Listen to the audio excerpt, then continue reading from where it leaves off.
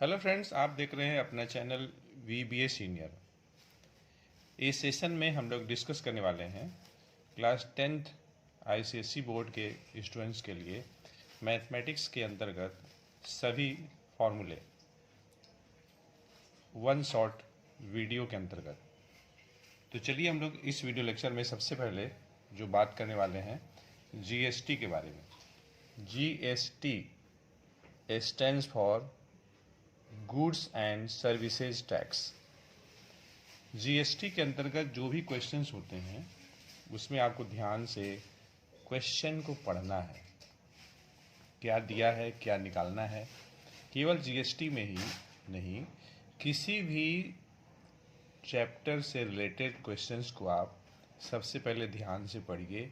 Question में क्या दिया है, क्या निकालना है, और निकालने के लिए हम लोग अननोन को कौन सा फॉर्मूला इस्तेमाल कर सकते हैं। तो सबसे पहले हम क्वेश्चन पढ़ेंगे और क्वेश्चन के डिमांड के बेसिस पे हम लोग सबसे पहले इनपुट GST कैलकुलेट करेंगे। इनपुट GST का मतलब होता है GST पेड ऑन परचेज।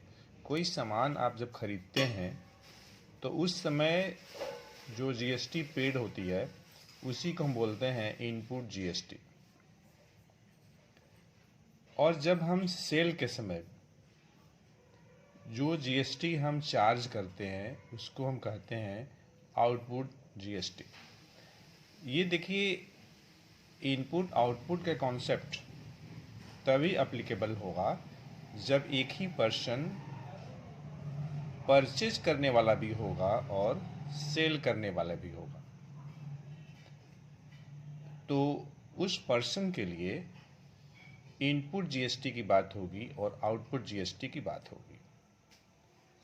अगर आउटपुट GST इनपुट GST से ग्रेटर होगा तो उस केस में उन दोनों का जो डिफरेंस होगा, मतलब output GST minus input GST payable होगा। ठीक। अगर आउटपुट GST इनपुट GST से लेस होगी तो उस केस में output GST minus input GST जो आएगा वह GST क्रेडिट होगा। अब हम बात करने वाले हैं कितनी टाइप के सेल्स होते हैं, टाइप्स ऑफ सेल। तो देखिए, अगर किसी ऑब्जेक्ट सेम स्टेट में सेल हो रही है तो हम इस टाइप की सेल को इंट्रा स्टेट सेल बोलते हैं। और in the case of intra state sale CGST की कॉन्सेप्ट आएगी और SGST की कॉन्सेप्ट आएगी। और CGST अमाउंट और SGST अमाउंट इक्वली शेयर होगा between central government and state government. Second type का जो सेल है इंटर स्टेट सेल है। इसका मीनिंग ये है कि किसी ऑब्जेक्ट का सेल वन स्टेट से अनदर स्टेट को, और इस कंडीशन में मतलब in the case of inter state sale IGST का कॉन्सेप्ट होगा, IGST चार्ज होगा और ये अमाउंट सेंट्रल गवर्नमेंट को जाता है। सबसे इम्पोर्टेंट बात, जब भी आप GST कैलकुलेट करेंगे तो डिस्काउंटेड प्राइस पे कैलकुलेट करेंगे। अगर क्वेश्चन में डिस्काउंट दिया हुआ है तो सबसे पहले आप डिस्काउंटेड प्राइस निकालिएगा, मतलब डिस्काउंट माइनस करने के बाद जो प्राइस होगी उसको आप कैलकुलेट करेंगे और उस डिस्काउंटेड प्राइस पे आप GST कैलकुलेट करेंगे। अब हम लोग बात करने वाले हैं बैंकिंग टॉपिक के बारे में। तो देखिए, बैंकिंग टॉपिक के क्वेश्चन करने के लिए, जैसा कि अभी हम लोगों ने बात किया कि किसी भी टॉपिक के क्वेश्चंस हों, आप ध्यान से क्वेश्चन को पढ़िए, क्या दिया है क्या निकालना है, और जो अननोन हमें कैलकुलेट करनी है उससे रिलेटेड फार्मूले की आप बात करिए। तो देखिए, अगर आपको I निकालना है, मतलब इंटरेस्ट या सिंपल इंटरेस्ट निकालना है, तो P into n plus 1 divided by 2 into 12 into R upon 100। देखिए, अगर आपको मैच्योरिटी वैल्यू कैलकुलेट करनी है तो P into N plus interest. इन फॉर्मूले में जो सिंबल्स आए हैं, I का मतलब है सिंपल इंटरेस्ट या केवल आप इंटरेस्ट कहिए, P money deposited per month, small n number of month for which money has been deposited, small r rate of interest per annum, m dot B maturity value. अब हम बात करने वाले हैं शेयर्स एंड डिविडेंड के questions को करने के लिए हम कौन कौन से फॉर्मूले इस्तेमाल करते हैं। तो देखिए, मनी इन्वेस्टेड अगर निकालना है आपको तो आप number of shares into market value 1 share. अगर आपको ये पता करना है कि आपने शेयर खरीदने में कितना मनी इन्वेस्ट किया है तो आपको ये पता होना चाहिए कि आपने कितना शेयर परचेज किया है और एक शेयर का मार्केट वैल्यू कितनी है। दोनों को मल्टीप्लाई करेंगे तो आपको मिल जाएगा मनी इन्वेस्टमेंट। अगर आपको एनुअल डिविडेंड निकालना हो या एनुअल इनकम निकालना हो तो आपको ये पता होना चाहिए कि आपके स्टॉक में कितने शेयर्स हैं, नंबर ऑफ शेयर्स, और रेट ऑफ डिविडेंड कितना है, और साथ ही साथ 1 शेयर का फेस वैल्यू या नॉमिनल वैल्यू कितना दिया हुआ है। फेस वैल्यू को हम लोग नॉमिनल वैल्यू भी बोलते हैं। तो इस टाइप से number of share into rate of dividend into 1 share का जो फेस वैल्यू होगा, इन तीनों को इंटू करेंगे तो आपको एनुअल इनकम या एनुअल डिविडेंड मिल जाएगी। अगर आपको रेट ऑफ रिटर्न पता करना है तो आप annual income upon investment into 100 इसको सॉल्व करेंगे, जो आंसर आएगा परसेंटेज में हो जाएगा। अगर आपको नंबर ऑफ शेयर्स निकालना है कि आपके स्टॉक में कितने शेयर्स हैं या आपने कितना शेयर परचेज किया है, तो इन्वेस्टमेंट में, टोटल इन्वेस्टमेंट में एक शेयर के मार्केट वैल्यू से आप डिवाइड कर लेंगे तो आप कितना शेयर परचेज किए हैं ये पता चल जाएगा। या तो फिर अगर एनुअल इनकम दिया है तो उसमें आप डिवाइड कर लीजिएगा एक शेयर पे कितना इनकम है उससे, तब भी आपको नंबर ऑफ शेयर्स मिल जाएगा। नेक्स्ट टॉपिक है क्वाड्रेटिक इक्वेशन। तो देखिए, क्वाड्रेटिक इक्वेशन का standard form ax square plus bx plus c equal to 0 होता है।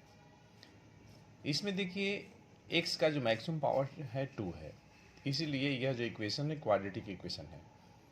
और यहाँ पे सबसे स्ट्रॉन्ग कंडीशन है कि x स्क्वायर का जो कोफिशिएंट है वह 0 नहीं होना चाहिए, मतलब a शुड नॉट बी 0, तभी जो है यह क्वाड्रेटिक कही जाएगी।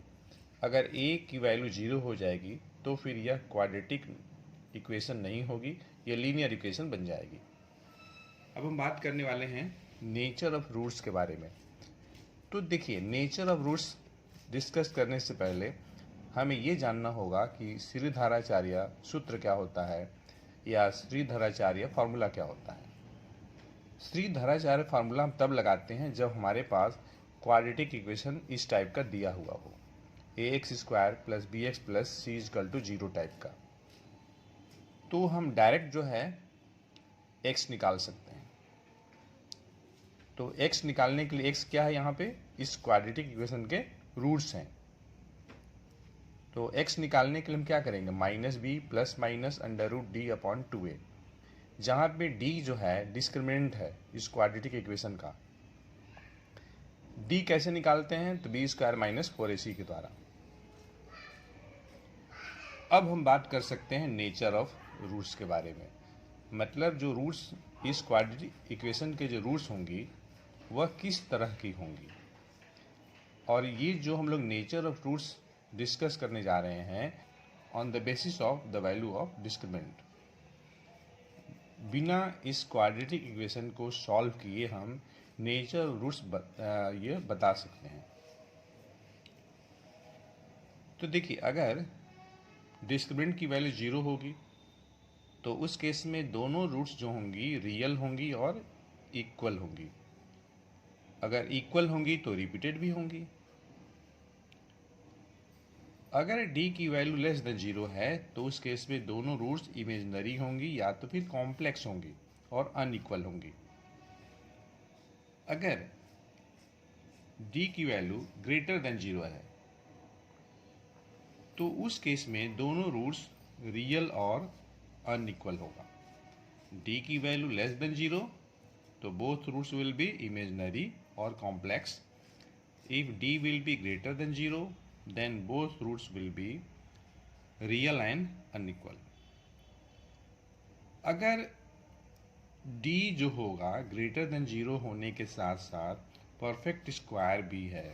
परफेक्ट स्क्वायर मतलब d बराबर मान लीजिए 4 है, 9 है, 16 है, 25 है, तो उस सिचुएशन में इस क्वाड्रेटिक इक्वेशन के जो रूट्स होंगे रैशनल होंगे और अनइक्वल होंगे। अगर d की वैल्यू नॉन परफेक्ट स्क्वायर हो, मतलब परफेक्ट स्क्वायर नहीं है, मतलब d की वैल्यू 4, 9, 16, 25, 36 इस टाइप का नंबर नहीं है, तो उस सिचुएशन में इस क्वाड्रेटिक इक्वेशन के जो दोनों जो रूट्स होंगी इरेशनल और अनइक्वल होंगी। क्वाड्रेटिक इक्वेशन के क्वेश्चन को करने के लिए ये कुछ फॉर्मूले हैं जो कि आपको हेल्प करेंगे। फॉर्मूले number 1, 2 into A square plus B square, A plus B whole square plus A minus B whole square, 4ab A plus B whole square minus A minus B whole square, A plus B whole cube, A cube plus B cube plus 3ab into A plus B, A minus B whole cube, A cube minus B cube minus 3ab into A minus B, यहाँ minus है और यहाँ भी minus है। X square plus 1 upon X square, तो x plus 1 upon X square minus 2, या तो फिर X square plus 1 upon X square का एक फार्मूला और भी होगा, x minus 1 upon X whole square plus 2, 2 times X square plus 1 upon X square को आप लिख सकते हैं x plus 1 upon X whole square plus x minus 1 upon X whole square. मतलब इसके जगह पे आप ये लिख सकते हैं या इसके जगह पे ये लिख सकते हैं, जैसा आपका रिक्वायरमेंट होगा। उसी टाइप से x plus 1 upon X whole square minus x minus 1 upon X whole square को आप 4 लिख सकते हैं। अगर कहीं रिक्वायरमेंट होगी तो x plus 1 upon x into X minus 1 upon x को आप x square minus 1 upon X square लिख सकते हैं। तो अब हम लोग बात करने वाले हैं next topic ratio and proportion से रिलेटेड फॉर्मूले के बारे में। अगर हमारे पास दो रेशियो a अपॉन बी और c अपॉन डी है तो उन दोनों रेशियो का जो कंपाउंड रेशियो होगा क्या होगा, न्यूमरेटर को इंटू कर लीजिए और डिनोमिनेटर को इंटू कर लीजिए, तो ac अपॉन बी डी होगा। a अपॉन बी रेशियो का duplicate ratio a square upon B square होगा। Subduplicate ratio square root a upon square root b। Triplicate ratio a upon B का a cube upon B cube होगा। Subtriplicate ratio a upon B का cube root of a upon cube root of b होगा। Reciprocal ratio of a upon b तो b upon a होगा। अब हम proportion की बात करते हैं। अगर हमारे पास 4 क्वांटिटीज हैं a, b, c और d, तो वे चारों क्वांटिटीज प्रोपोर्शन में तभी कही जाएंगी जब a upon B is equal to C upon D होगा। ठीक, मतलब 4 quantities a, b, c, d को प्रोपोर्शन होने के लिए जरूरी है कि a into B equals to B into C हो। यहाँ पे देखिए, अगर a upon B is equal to C upon D है तो हम d को बोलते हैं फोर्थ प्रोपोर्शनल। और क्रॉस प्रोडक्ट रूल तभी लगेगा जब ये 4 क्वांटिटीज प्रोपोर्शन में होंगी। अगर 4 क्वांटिटीज a, b, c और d प्रोपोर्शन में होंगी तो उस सिचुएशन में a upon B equal to C upon D होगा। क्रॉस मल्टीप्लाई अगर करते हैं तो हमें मिल जाएगा a into D is equal to B into C. इसी को हम बोलते हैं cross product rule. a into D क्या है, प्रोडक्ट ऑफ एक्सट्रीम्स है। b इंटू सी क्या है, तो प्रोडक्ट ऑफ मीन्स है। तो मतलब 4 क्वांटिटीज a, b, c और d, अगर इन्हें हमें प्रोपोर्शन में कहना है तो हम ये चेक करेंगे कि प्रोडक्ट ऑफ एक्सट्रीम्स और प्रोडक्ट ऑफ मीन्स दोनों इक्वल हैं या नहीं है। अब हम बात करने वाले हैं प्रॉपर्टीज ऑफ प्रोपोर्शन के बारे में। If a upon B equals to C upon D, then अगर आप a अपॉन सी को आप यहाँ ले आए, b को यहाँ ले आए, equal to b upon D लिखते हैं तो इस प्रॉपर्टी को हम बोलते हैं ऑल्टरनेंडो। अगर a upon B equals to C upon D से आप लिखते हैं b upon A equals to D upon C, reciprocal कर दिया दोनों रेशियो को, तो इसको बोलते हैं हम इन्वर्टेंडो। अगर a upon B equals to C upon D को आप लिखते हैं a plus B upon B equals to C plus D upon D, तो हम इसको बोलते हैं कंपोनेंडो। अगर a upon B equals to C upon D को आप लिखते हैं a minus B upon B equals to C upon D, तो इसको हम कहते हैं डिविडेंडो। और कंपोनेंडो और डिविडेंडो को अगर आप एक साथ लिखते हैं तो उस कंडीशन में क्या लिखेंगे? अगर हमारे पास a upon B equals to C upon D दिया है तो आप कंपोनेंडो एंड डिविडेंडो के अनुसार लिख सकते हैं a plus B upon A minus B equals to C plus D upon C minus D. अब हम बात करते हैं कंटिन्यूड प्रोपोर्शन के केस में। अगर आपके पास 3 क्वांटिटीज हैं a, b और c, और ये अगर कंटिन्यूड प्रोपोर्शन में हैं तो आप लिखेंगे a upon B equals to B upon C. यहाँ पे a जो है आपका फर्स्ट प्रोपोर्शनल है, b आपका मीन प्रोपोर्शनल है और c आपका थर्ड प्रोपोर्शनल है। तो बच्चों अब हम लोग बात करने वाले हैं फैक्टर एंड रिमाइंडर थ्योरम के बारे में। तो देखिए, अगर आपके पास कोई पॉलिनोमियल f(x) है जो कि क्वोशेंट के रूप में है, x माइनस a कोई लीनियर एक्सप्रेशन है जो कि डिवाइजर के रूप में है, मतलब आपको f(x) कोई पॉलिनोमियल है, उसमें x माइनस a से डिवाइड करना है। तो जाहिर सी बात है कि जब आप डिवाइड करते हैं तो कुछ रिमाइंडर आता है। यहाँ पे किसी पॉलिनोमियल f(x) में x माइनस a से डिवाइड करना है तो रिमाइंडर जो होगा f ऑफ a होगा। मतलब इस पॉलिनोमियल में x के जगह पे अगर आप a रख देते हैं जहाँ जहाँ x रहेगा, तो जो भी वैल्यू आएगी f ऑफ a का वही आपका रिमाइंडर कहलाएगा। अगर इस रिमाइंडर की वैल्यू 0 हो जाती है तो उस केस में जो x माइनस a जो होगा वह क्या होगा? एक फैक्टर होगा f(x) का। जो x माइनस a जो होगा f(x) का फैक्टर होगा। तभी फैक्टर होगा जब f ऑफ a की वैल्यू 0 होगी। अब हम बात करने वाले हैं अरिथमेटिक प्रोग्रेशन, जिसे हम शॉर्ट में AP लिखते हैं।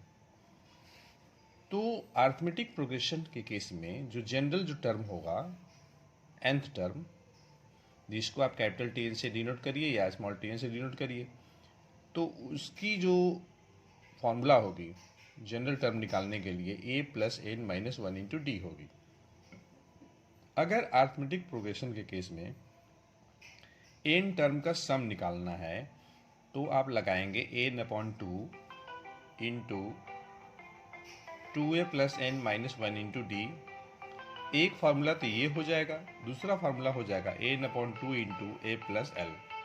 यहाँ पे l जो है a plus n minus 1 into D है, मतलब ये लास्ट टर्म है।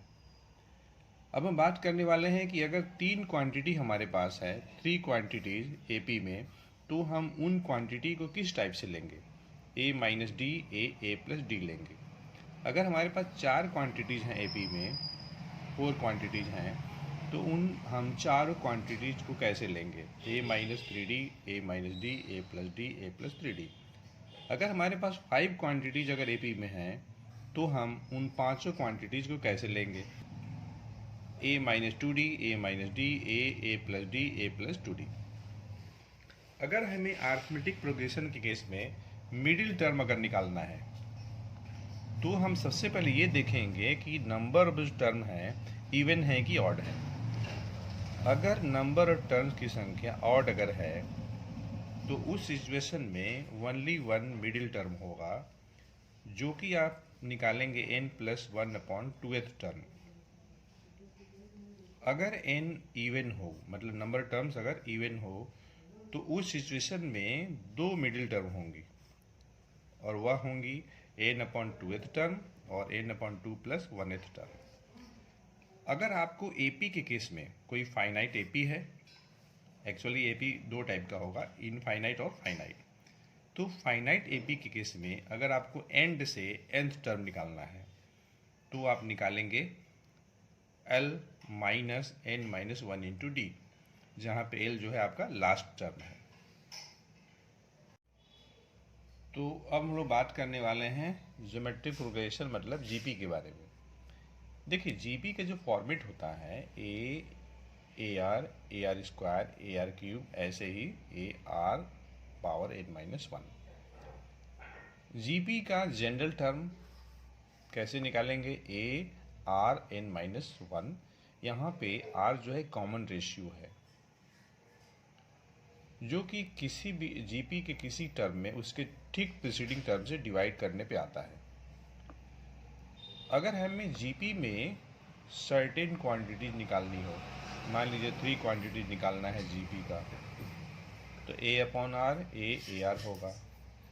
अगर 4 क्वांटिटी निकालना है जीपी का, तो A/R³ AR AR³ होगा।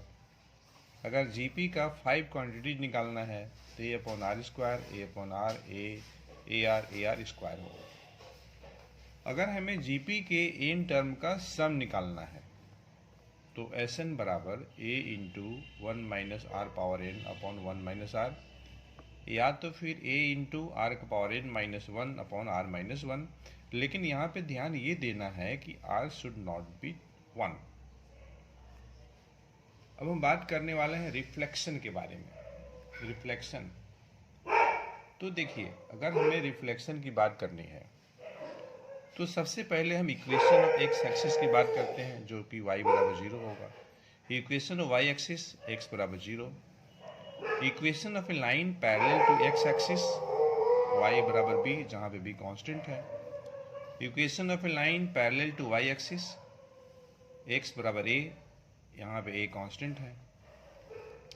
अगर कोई पॉइंट है जिसका कोऑर्डिनेट अल्फा बीटा है, अगर हमें इस पॉइंट का इमेज निकालना है, रिफ्लेक्शन निकालना है with respect to X axis, जिसका इक्वेशन y = 0 है, तो हम क्या करते हैं कि जो y कोऑर्डिनेट है बीटा, उसी का हम साइन बदल देंगे।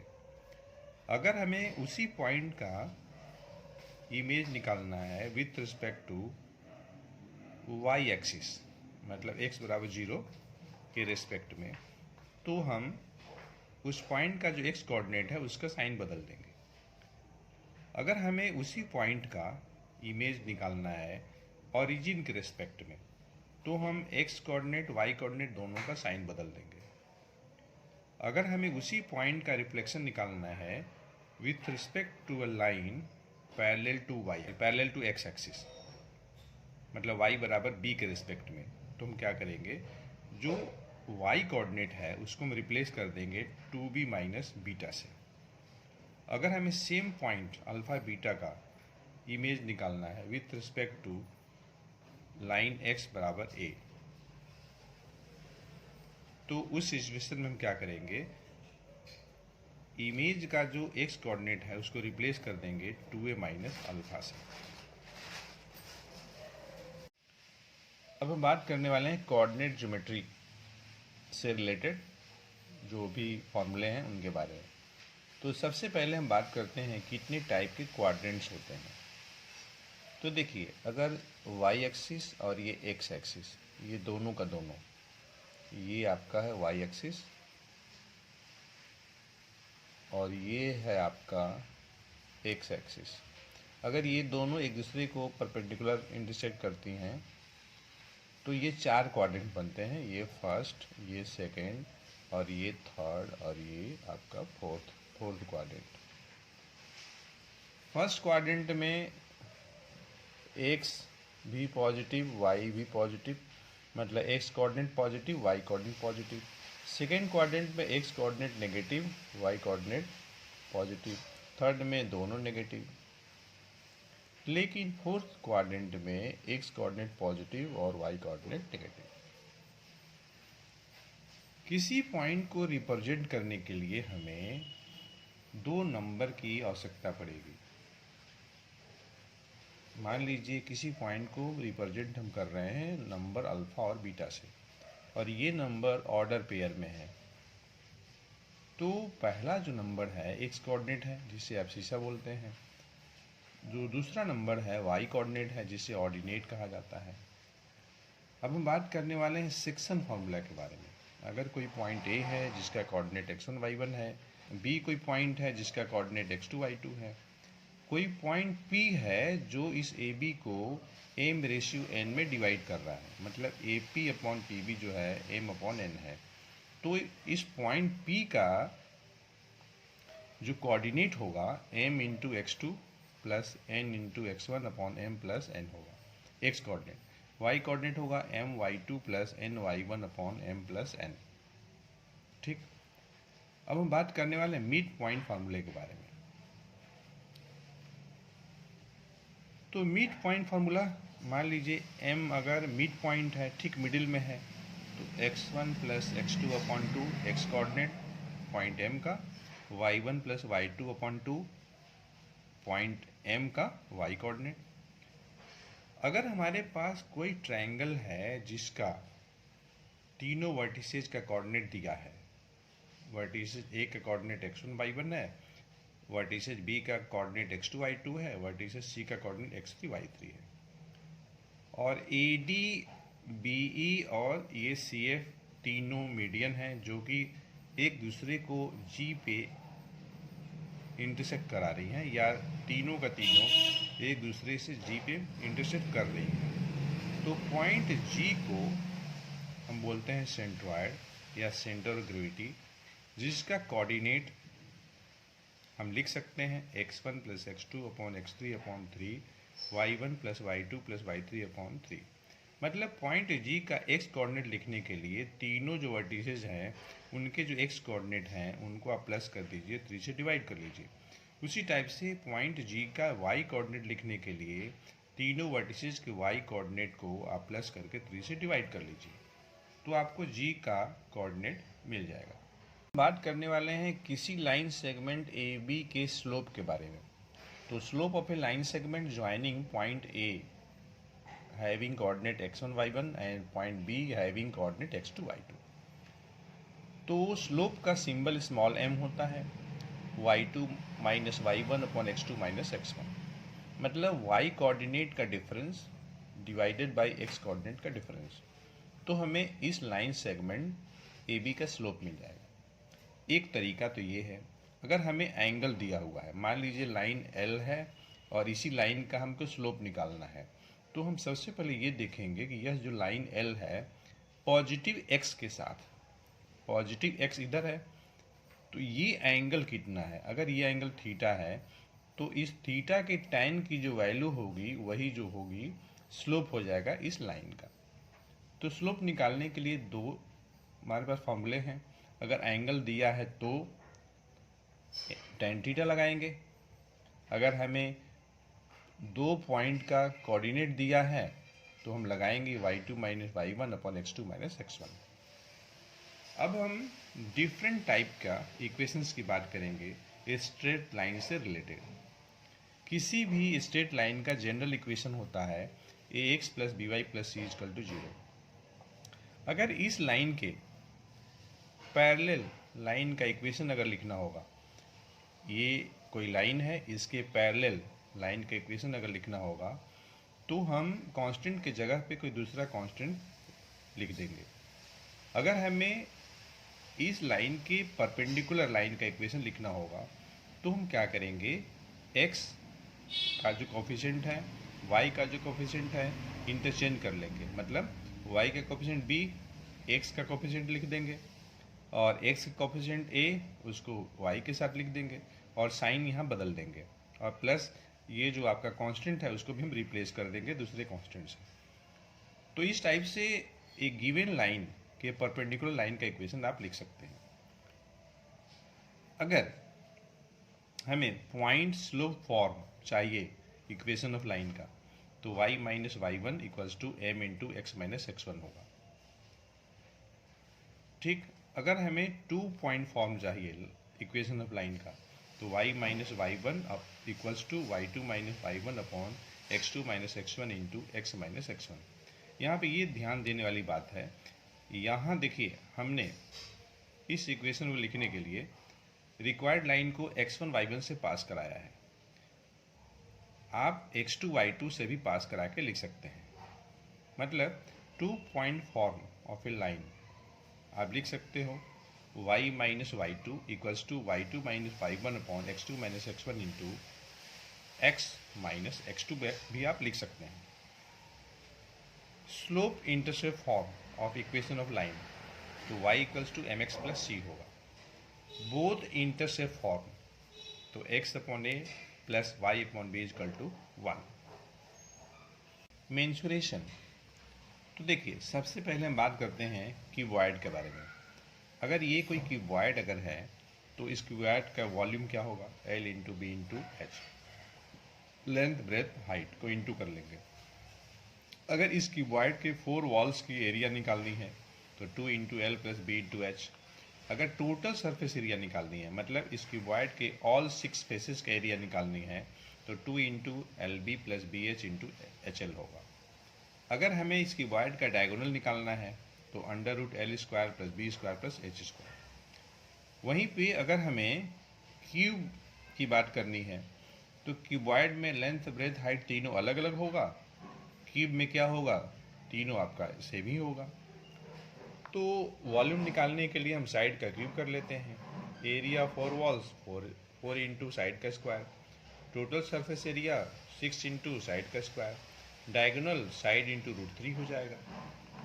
वहीं पे अगर हमें सिलेंडर की बात करनी है तो देखिए सिलेंडर का curve surface area 2 pi R H, area both ends 2 pi R square, total surface area 2 pi R S plus 2 pi R square, 2 pi R common हो जाएगा, आर प्लस एच हो जाएगा। अगर हमें स्फीयर की बात करनी है, ऐसा स्फीयर जिसका रेडियस आर है, तो वॉल्यूम 4/3 पाई रखिए, total surface area 4 pi R square. अगर कोन की बात करनी है तो volume 1/3 pi R square S, curve surface area pi R L, total surface area तो pi R into R plus L. यहीं पे H में, R में और L में, H जो है आपका मेन हाइट है, L आपका स्लेंट हाइट है, R आपका रेडियस है। तो इन तीनों में रिलेशन क्या होगा, तो H square plus R square equal to L square.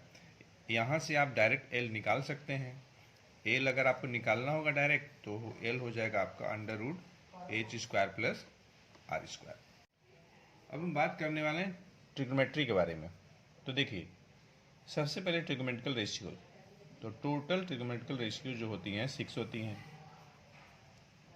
किसी राइट एंगल ट्रायंगल में जो भी एंगल आप लेते हैं उसको हम बोलते हैं रेफरेंस एंगल।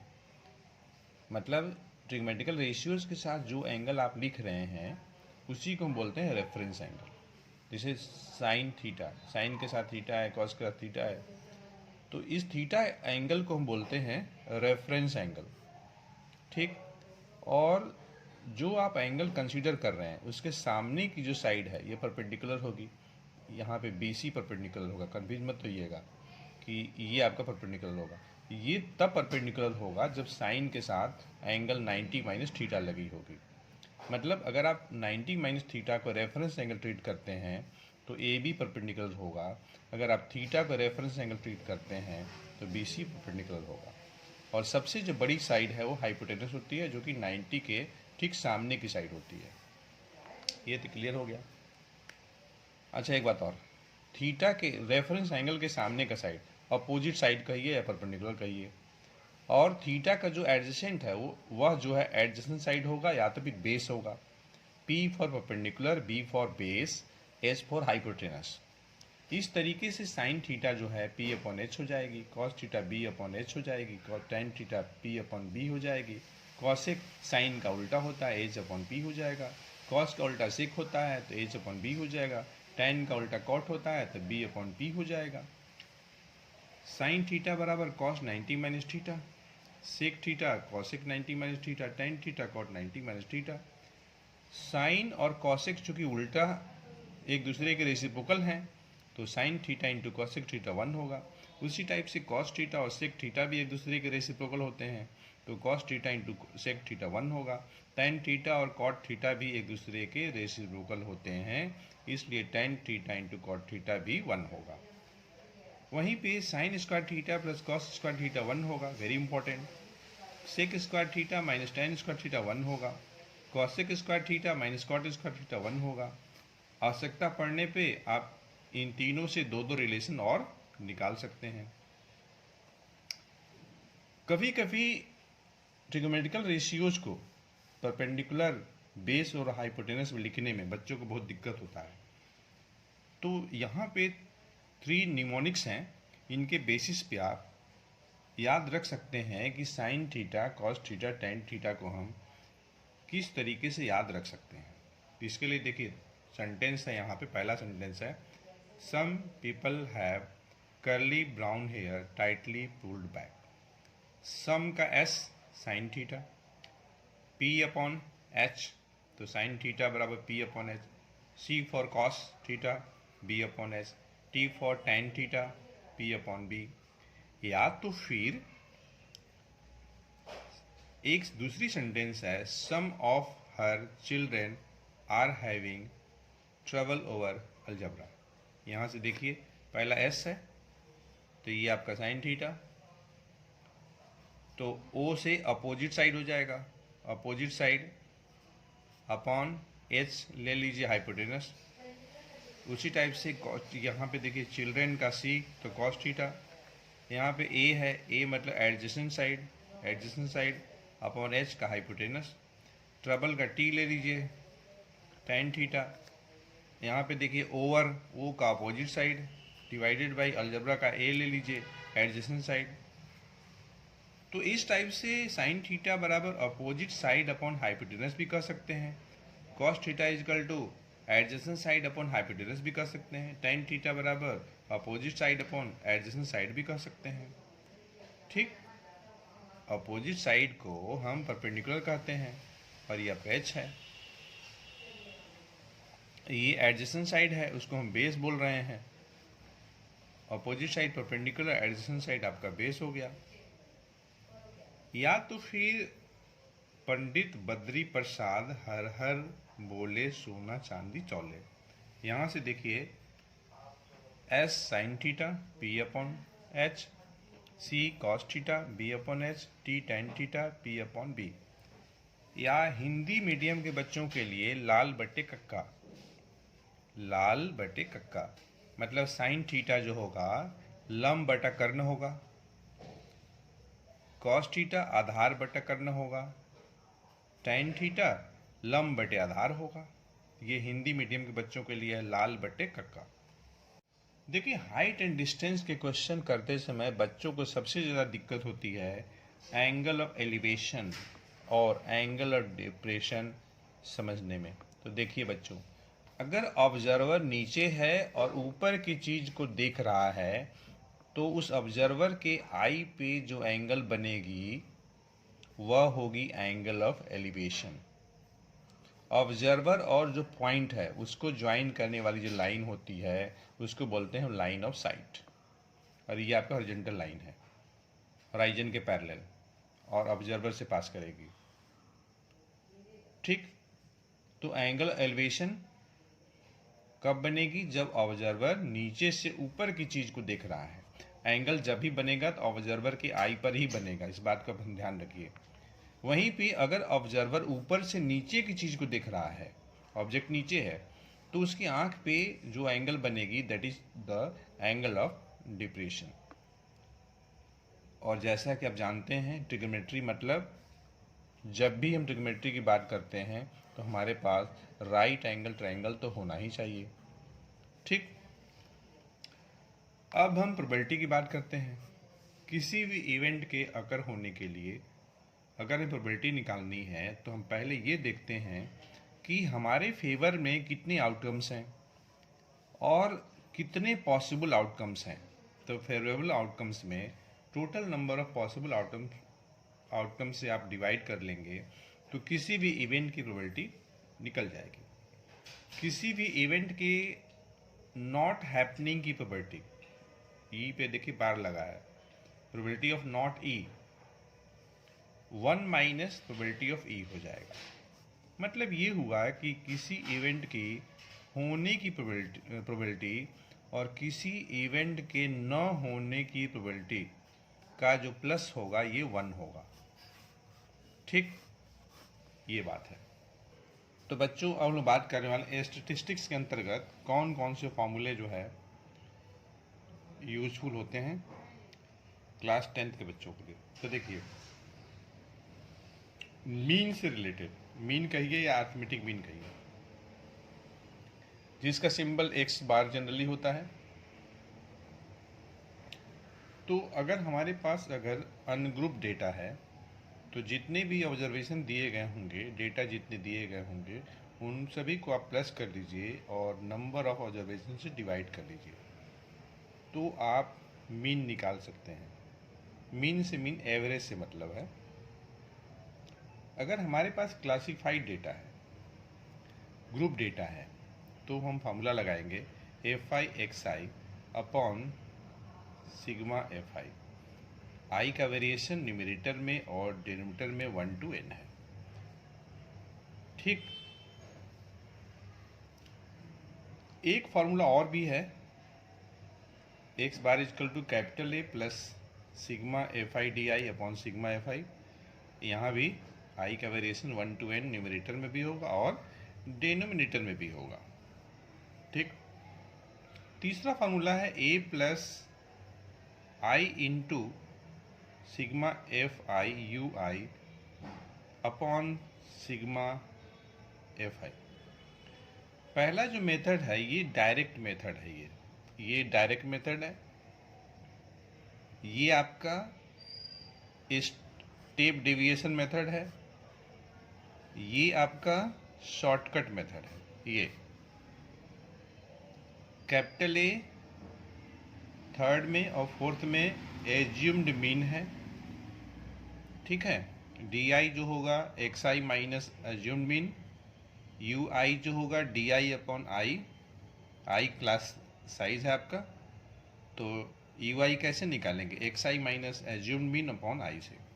अगर आपको मीडियन निकालना है तो फिर आप ये देखेंगे कि हमारे पास जो n है वह इवन है कि ऑड है। अगर n अगर ऑड होगा तो उस सिचुएशन में जो मीडियन जो होगी गिवन ऑब्जर्वेशन में से कौन सी होगी, तो n plus 1 upon 2th observation जो होगी आपके मीडियन होगी। अगर n की वैल्यू इवन है तो उस सिचुएशन में हम मीडियन कैसे निकालेंगे, तो n अपॉन 2th ऑब्जर्वेशन और n upon 2 plus 1th observation का जो एवरेज होगा वह आपका मीडियन हो जाएगा। अब हम नेक्स्ट कॉन्सेप्ट की बात करने वाले हैं क्वार्टाइल्स के बारे में। तो देखिए, लोअर क्वार्टाइल का सिंबल Q1, ये कैसे निकालेंगे, तो निकालने के लिए हम पहले ये देखेंगे कि n जो है ऑड है कि इवन है। अगर n ऑड होगा तो n plus 1 upon 4th observation आपका लोअर क्वार्टाइल Q1 हो जाएगा। अगर n की वैल्यू इवन है तो n अपॉन 4th ऑब्जर्वेशन आपका लोअर क्वार्टाइल Q1 हो जाएगा। अपर क्वार्टाइल के लिए क्या करेंगे, अगर n की वैल्यू ऑड है तो 3 into n plus 1 upon 4th observation आपका अपर क्वार्टाइल Q3 हो जाएगा। अगर n की वैल्यू इवन अगर है तो 3n अपॉन 4th ऑब्जर्वेशन आपका अपर क्वार्टाइल Q3 हो जाएगा। अपर क्वार्टाइल माइनस लोअर क्वार्टाइल दोनों का जो डिफरेंस होगा इंटर क्वार्टाइल रेंज हो जाएगा। वहीं पे अगर आपको सेमी इंटर क्वार्टाइल रेंज निकालना हो तो Q3 माइनस Q1 अपॉन 2 कर लेंगे। अब हम बात करने वाले हैं सिमिलरिटी के बारे में। तो देखिए, अगर हमें ट्रायंगल्स की सिमिलरिटी की बात करनी है तो उसके लिए दो ट्रायंगल को सिमिलर करने के लिए हमारे पास कुछ क्राइटेरिया है, कुछ कंडीशंस हैं। पहली क्राइटेरिया है एंगल एंगल सिमिलरिटी। अगर दो ट्रायंगल के दो एंगल अगर इक्वल अगर हैं तो फिर थर्ड एंगल भी इक्वल होगा। तो बाय एंगल एंगल सिमिलरिटी और ट्रिपल एंगल सिमिलरिटी दो ट्रायंगल सिमिलर हो सकते हैं, या तो फिर साइड एंगल साइड सिमिलरिटी से भी दो ट्रायंगल सिमिलर हो सकते हैं, या तो फिर ट्रिपल साइड सिमिलरिटी से भी दो ट्रायंगल सिमिलर हो सकते हैं। तो दो ट्रायंगल को सिमिलर होने के लिए हमारे पास तीन क्राइटेरिया है। पहली है एंगल एंगल सिमिलरिटी और ट्रिपल एंगल सिमिलरिटी। तीसरी है साइड एंगल सिमिलरिटी। पहली है एंगल एंगल सिमिलरिटी, दूसरी है आपका साइड एंगल सिमिलरिटी, तीसरी है आपका ट्रिपल साइड सिमिलरिटी। अब देखिए, एक बहुत ही बेहतरीन और इम्पॉर्टेंट थ्योरम है जिसे हम लोग बोलते हैं बेसिक प्रोपोर्शनलिटी थ्योरम या थेल्स थ्योरम। ये थेल्स साइंटिस्ट का नाम है, उन्हीं का दिया हुआ ही है। अगर किसी ट्रायंगल में कोई एक लाइन हम ड्रॉ कर रहे हैं जो कि किसी एक साइड के पैरेलल है, यहाँ पे ट्रायंगल ABC का जो साइड BC है उसके पैरेलल एक लाइन हमने D ले लिया। तो अगर ऐसी कंडीशन है तो AD/DB वही होगा जो AE/EC होगा अकॉर्डिंग टू थेल्स थ्योरम। ठीक, अब हम बात करने वाले हैं internal bisector of an angle of A triangle. हमारे पास ट्रायंगल ABC है, एंगल A का जो बाइसेक्टर है AD है। तो इस सिचुएशन में BD/DC जो होगा AB/AC के बराबर होगा।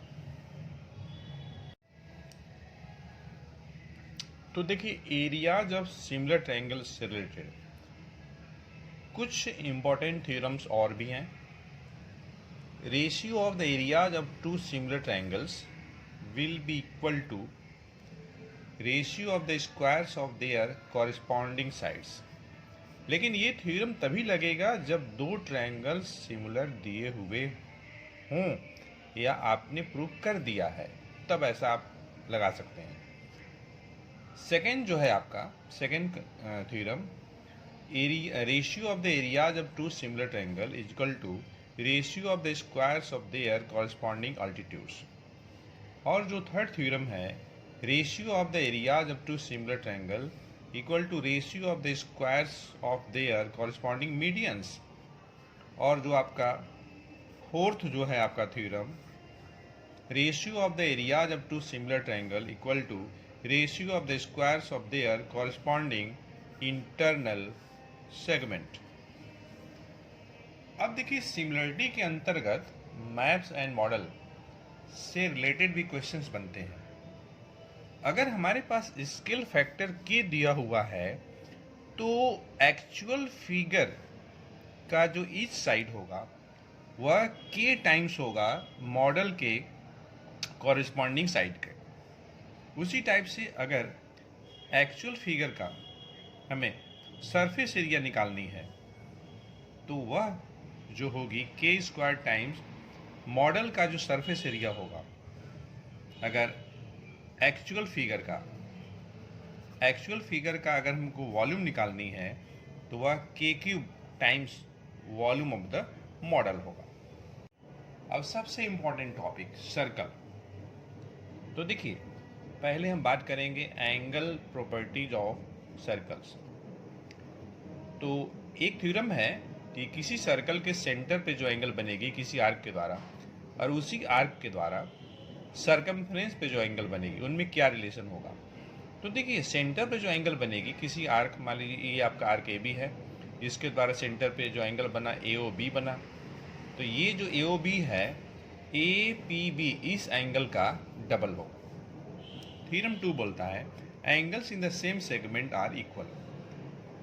तो देखिए, हमारे पास एक एंगल है APB, दूसरा है AQB। ये दोनों जो एंगल बन रहे हैं एक ही आर्क AB के द्वारा बन रहे हैं।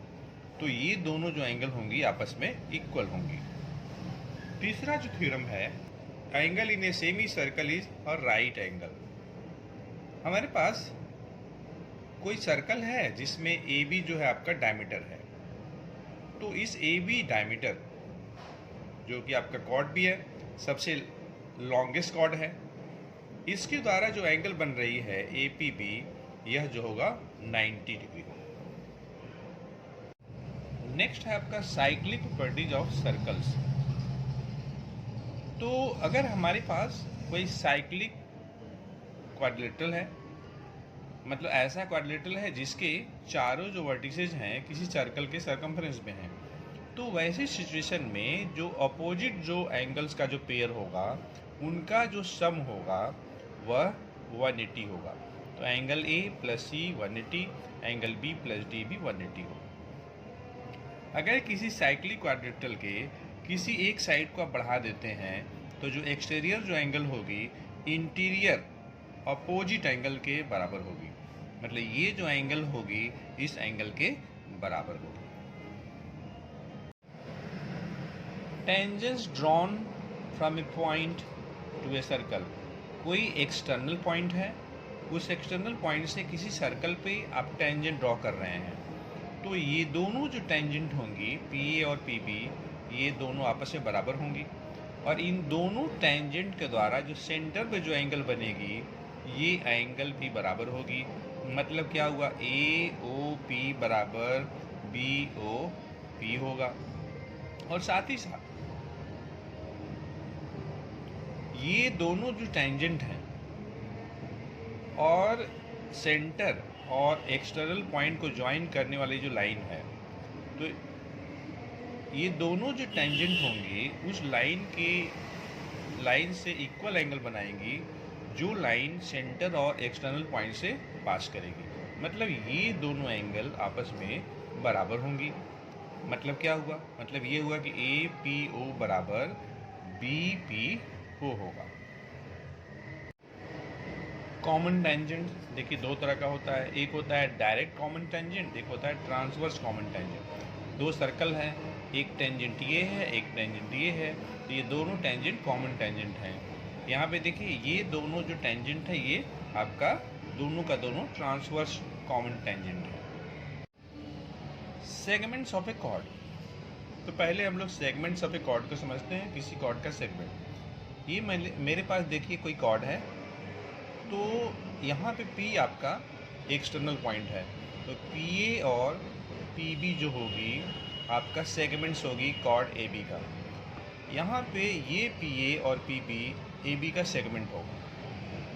तो देखिए रेक्टेंगल प्रॉपर्टी ऑफ सर्कल क्या बोलता है, अगर दो कॉर्ड हैं जो कि किसी सर्कल के इंटरनल पॉइंट पे कहीं पे मीट कर रही हैं, तो AP इंटू PB मतलब कॉर्ड AB के दोनों सेगमेंट का जो प्रोडक्ट होगा कॉर्ड CD के दोनों सेगमेंट PC और PD के प्रोडक्ट के बराबर होगा। यही बात तब भी होगा जब पॉइंट P आपका एक्सटर्नल पॉइंट होगा। तो यहाँ भी देखिए कॉर्ड AB के दो सेगमेंट कौन कौन होंगे, एक होगा PB एक होगा आपका PA, और यहाँ भी कॉर्ड CD के दो सेगमेंट, एक होगा आपका PD दूसरा होगा PC। तो यहाँ भी देखिए PA इंटू PB बराबर PC इंटू PD होगा। अब हम बात करने वाले हैं अल्टरनेट सेगमेंट प्रॉपर्टी के बारे में। तो देखिए कोई सर्कल हमारे पास है, कोई टेंजेंट है T डैश, P से पॉइंट ऑफ कॉन्टेक्ट से कोई कॉर्ड खींची गई है, तो इस कॉर्ड के द्वारा और टेंजेंट के द्वारा जो एंगल बनेगी ये एंगल ये बराबर होगी इस एंगल के। तो देखिए RPT बराबर होगा आपका PSR के। वहीं पे अगर हम इस तरफ का एंगल लेते हैं, ये एंगल लेते हैं, ये एंगल, तो ये जो एंगल होगी बराबर होगी इस एंगल के, इसके बराबर होगी। देखिए RPT डैश बराबर होगी आपका PQR के। तो फ्रेंड्स हमें उम्मीद है यह सेशन आपके लिए बेनिफिशियल अवश्य हुआ होगा। कुछ अनडिजायरेबल साउंड इस वीडियो लेक्चर में आ रहे हैं जिसके लिए मैं सॉरी बोलता हूँ। तो हम मिलते हैं नेक्स्ट सेशन में एक अच्छे कॉन्सेप्ट के साथ।